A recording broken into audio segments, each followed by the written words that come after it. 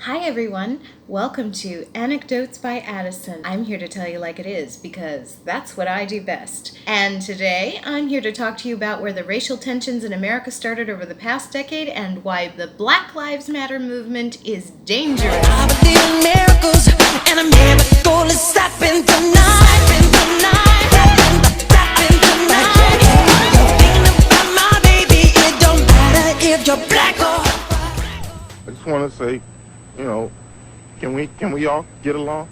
Can we get along? It all started back in 2012 when a 17-year-old black teenager named Trayvon Martin was shot to death by an insurance worker named George Zimmerman. Unless you were living under a rock in 2012 and 2013, all you heard on the news was an endless array of... It's the story that's ignited fierce passions across the nation as allegations of racism and miscarriage of justice tear apart a small Florida town. 3 weeks ago, Trayvon Martin, an unarmed black teenager, was shot down by a white neighborhood watchman who claimed self-defense. The unarmed teen, George Zimmerman, the man who shot and killed unarmed teenager Trayvon Martin. And it wasn't just the broken record about how Trayvon Martin was an unarmed teen. There were pictures of him looking like the all-American boy next door, and pictures of Zimmerman's gritty mugshot next to them. Trayvon Martin was categorized as an innocent, helpless African-American boy, whereas Zimmerman was labeled a white shooter. Too bad Zimmerman is registered legally Hispanic in all of his official documents. And aside from being registered Hispanic, if you have two eyes, you can plainly see that he is in fact Hispanic. Now, in order to find out just exactly what happened on that night, let's go back to our trusty Wikipedia for the big scoop. On February 26, 2012, Zimmerman fatally shot 17-year-old African-American high school student Trayvon Martin in the retreat at Twin Lakes community in Sanford, Florida. Zimmerman was the neighborhood watch coordinator in his gated community. Martin was temporarily staying there and was shot there. The Twin Lakes Neighborhood Watch Program was not registered with the National Neighborhood Watch Program, but was administered by the local police department. Following an earlier call from Zimmerman, police arrived within 2 minutes of a gunshot during an altercation in which Zimmerman fatally shot Martin, who did not possess any weapons. Zimmerman was subsequently taken into custody, treated for head injuries, then questioned for 5 hours. The police chief said that Zimmerman was released because there was no evidence to refute Zimmerman's claim of having acted in self-defense, and that under Florida's Stand Your Ground statute, the police were prohibited by law from making an arrest. The police chief said that Zimmerman had a right to defend himself with lethal force. As news of the case spread, thousands of protesters across the United States called for Zimmerman's arrest and a full investigation. 6 weeks after the shooting and widespread, intense, and in some cases misleading media coverage, you don't say. Zimmerman was charged with murder by a special prosecutor appointed by Governor Rick Scott. Zimmerman's trial began on June 10, 2013 in Sanford. On July 13th, a jury acquitted Zimmerman of the charges of second-degree murder and manslaughter. For 3 years, the U.S. Department of Justice investigated Zimmerman on civil rights charges. In February 2015, the DOJ concluded there was not sufficient evidence that Zimmerman intentionally violated the civil rights of Martin, saying the Zimmerman case did not meet the high standard for a federal hate crime prosecution. So now we know the setup. Before the verdict in the trial, though, we had the great orator, President Barry, talking about how this case had touched him. Aww. And that it needed to be investigated from every angle. I think every parent in America should be able to understand why it is absolutely imperative that we investigate every aspect of this, and that everybody pulls together, federal, state, and local, to figure out exactly how this tragedy happened. I think all of us have to do some soul searching to figure out how does something like this happen. And that means that we examine the laws and the context for what happened, as well as the specifics of the incident. Gee, you don't suppose the media ran with that wildly, do you? Well, if our Black Jesus, whom we bow down to every day and whose name we orgasm over every time we say it publicly and privately, says that Trayvon Martin's death was not in self-defense, then we need to lynch that white bastard who's actually Hispanic. and works as an evil insurance agent. Yes, death to the gringo! But it wasn't just investigating the case thoroughly that was at the forefront of Obama's mind. It was also... You know, if I had a son, he'd look like Trayvon. Wait, why would he look like you? Because he's black? Because he's the boy next door? Because he actually dressed like a thug most of the time? Because he smoked weed? Why, Barry? I'm curious. Why would this boy look like you if he were your son? Oh, no division at all. Moving on. State of Florida versus George Zimmerman. Verdict: we, the jury, find George Zimmerman not guilty. Reporters scramble. The half-empty White House press room jolted by a rare surprise visit from the President of the United States. You think anybody else is showing up? Aw, isn't that cute? Everybody's all smiles. They just love seeing the president. They love to joke around with the press secretary. It's all giggles and fun. Just like today. Yes, you've gotten 2 questions, which is more than some of your colleagues. Yes. Thank you, Kaylee. Okay, you don't want to engage. Oh, never mind. The African American community is looking at this issue through a set of experiences and a history that doesn't go away. There are very few African American men in this country who haven't had the experience of being followed when they were shopping in a department store. That includes me. And that all contributes, I think, to a sense that if a white male teen was involved in the same kind of scenario, that from top to bottom, both the outcome and the aftermath might have been different. Wait, I'm sorry, are you the President of the United States of America? Did you guys happen to notice the man speaking right there? The one giving these remarks about Trayvon? Did you notice that he was, black? Yes, we're so far behind in the times that we not only elected a black, albeit half black, but black nonetheless, man as President of the United States of America, not once, but twice. And yet, we're all racist bigots. That's right. Makes perfect sense. Go on, Mr. President. I'm all ears. You know, when I talk to Malia and Sasha, and I listen to their friends, and I see them interact, they're better than we are. Oh my God, what? Are you for real? You think Gen Zs are better than your generation? And that's exactly why millennials and Generation Zs are so awful. Because you didn't have the fortitude or desire to show us what could be better than what we've actually become. So what does Trayvon Martin have to do with BLM? Well, the verdict that rocked the black liberal community was the catalyst for the movement, gaining momentum slowly but surely after the Zimmerman trial. Black Lives Matter movement came back in full force after the shooting of Michael Brown in Ferguson, Missouri. Michael Brown? He was black and was shot by a white cop. Oh, but of course, that's all we're allowed to know in the mainstream media and by BLM. It's time for Wikipedia once again to inform us of what actually happened that day in Ferguson. On August 9th, 2014, Michael Brown Jr., an 18-year-old black man, was fatally shot by 28-year-old white Ferguson police officer Darren Wilson in the city of Ferguson, Missouri, a suburb of St. Louis. Brown was accompanied by his 22-year-old friend Dorian Johnson. Wilson said that an altercation ensued when Brown attacked Wilson in his police vehicle for control of Wilson's gun until it was fired.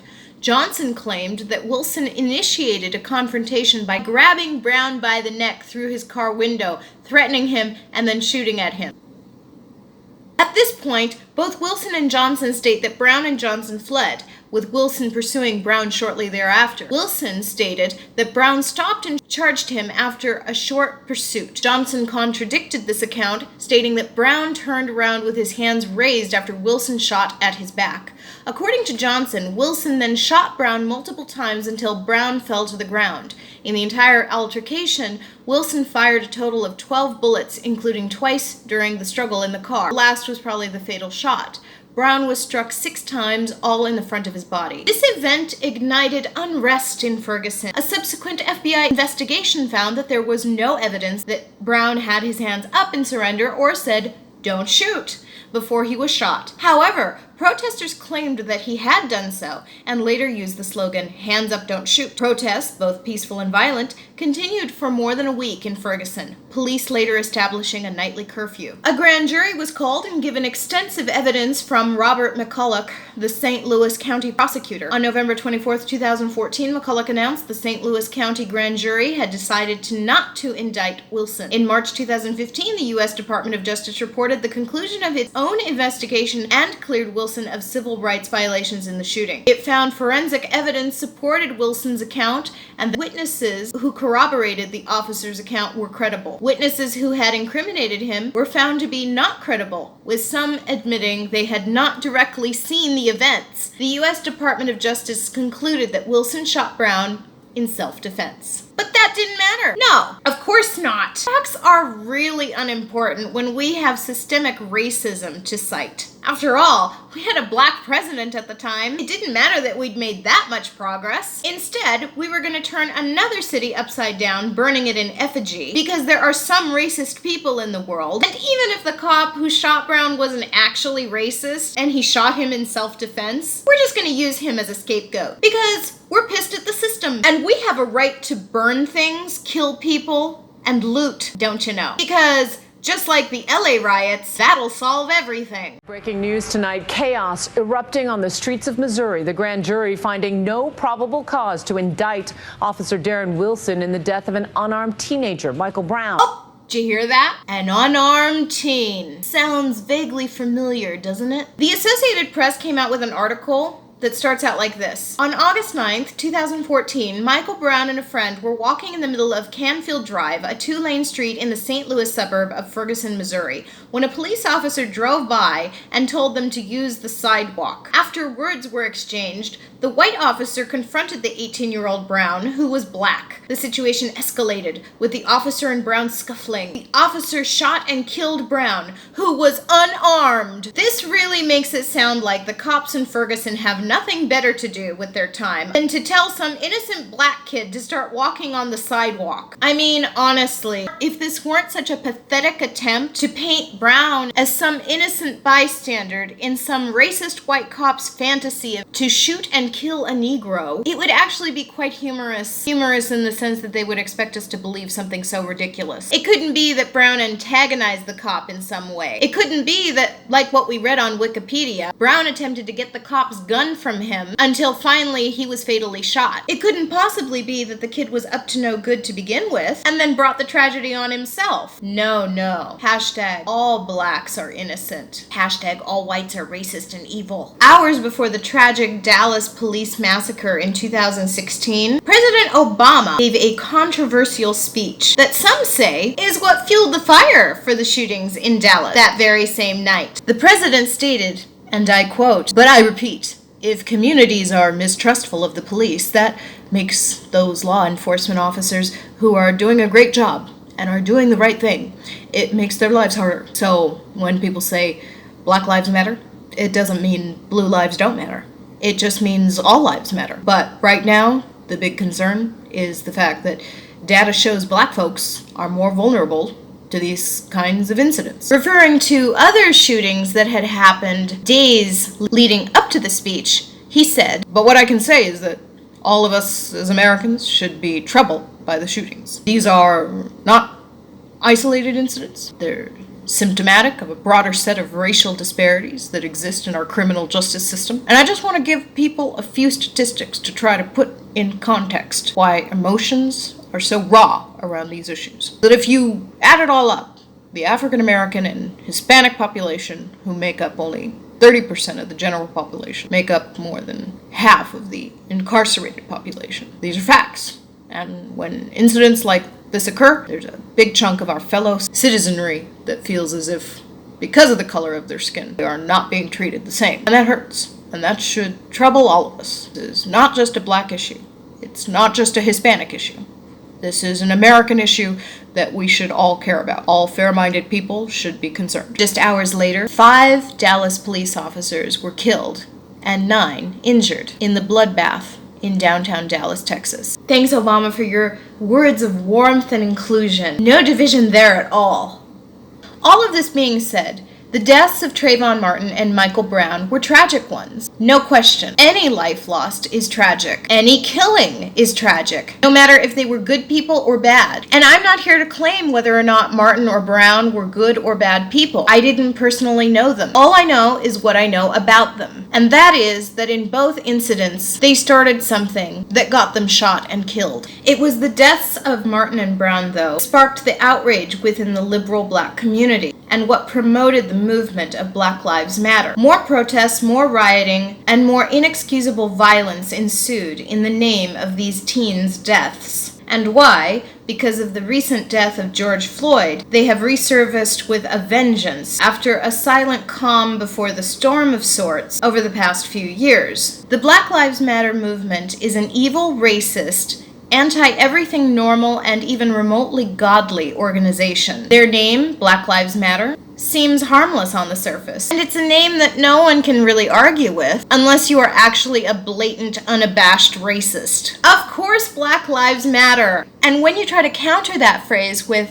but don't all lives matter? You're still called a racist, because I don't know why. That would require a logical answer, which no one has ever been able to give me. But the further and further you get into the BLM, you start to understand what their agenda actually is, who they are, and what they're all about. But you'll have to stay tuned for my next video to find out all about that. That's it for today, everybody. Did you enjoy this video? Well then make sure to like it, share it, and subscribe to this channel. Stay tuned for my upcoming videos. You won't want to miss them. And until next time, everybody.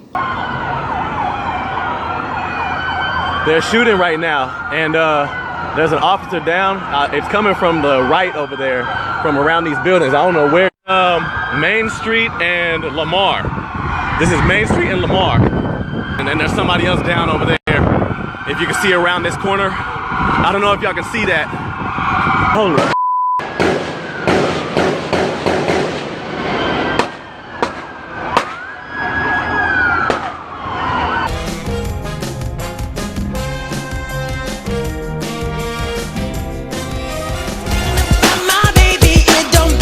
If you're black or